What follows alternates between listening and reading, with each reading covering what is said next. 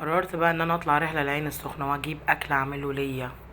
جبت بانيه وعملته شاورما زي ما انتوا كده شايفين.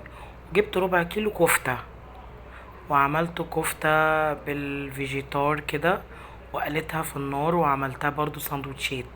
انا ليه جايبه بكميات يعني كميات قليله، بس عملت سندوتشات كتير زي ما انتوا شايفين قصادكم، عشان لو اي حد احتاج بنديله. انتوا عارفين طبعا ان احنا في الرحلات بنبقى ايد واحده ومع بعض، يعني اللي عايز بنديله ده بيدي لده. فانا عامله بكميات كبيره شويه عشان اللي يحتاج. يعني بصراحه الرحله في العين السخنه كانت حلوه جدا، والناس اللي كانوا موجودين معايا كانوا جمال جدا. فانا بوريكم ايه اللي انا استخدمته في يومي.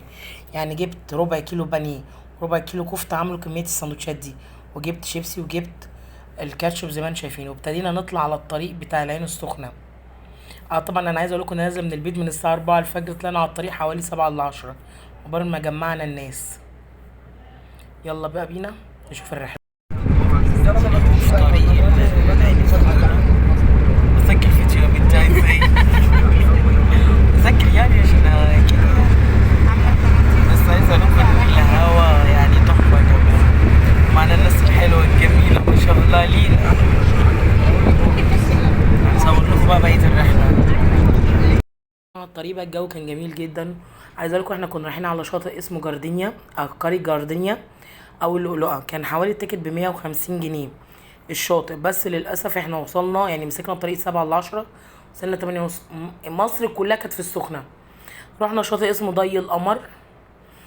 تقريبا التيكت بتاعه من 100 ل 120. انا الرحله بتاعتي كلها الشاطئ بالذهاب واياب ببلس ان بقت فلوس وجابوا لنا ميه وحاجات ب 250 جنيه. عايزه اقول لكم ان الشاطئ ضي القمر مش وحش، حلو، بس من كميه زحمه الناس بهدلت الشاطئ كله. بس هي بجد رحله كانت حلوه. المفروض يا جماعه اللي عايز يروح شاطئ لازم يتصل بالقريه ويحجز ويدفع فلوس تحت الحساب عشان يضمن مكان ليه، لان احنا اخدنا حوالي ساعه عقبال ما وصل، يعني ما دخلنا شاطئ.